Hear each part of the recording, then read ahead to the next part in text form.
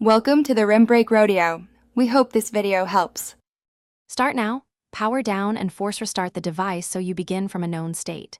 You should clean the screen with a microfiber and 70% isopropyl to remove oils that spoof touches.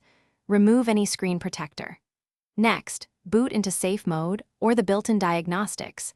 This quickly tells you whether apps or the system caused the issue. Once you see touch behavior in safe mode, you'll know whether to proceed with software fixes or prepare for hardware checks. Now focus on software.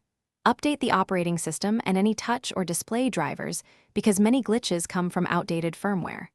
Next, calibrate touch settings or use the built-in touch calibration tool in Settings Display Touch so the system relearns finger positions. If problems persist, remove recently installed apps and run a malware scan. Many overlays or background services interfere with touch. If you still see misbehavior, back up your data, finish with hardware inspection, power off and open the device if you're comfortable, check flex cables, connectors, and look for corrosion or damage from drops. Make sure connections are seated. A loose digitizer cable often looks like random ghost touches. If repairs are needed, replace the digitizer or full screen assembly because that fixes most persistent faults. If you're unsure, try an external input device or seek a professional diagnostic. This one tip can save time and avoid unnecessary parts replacement.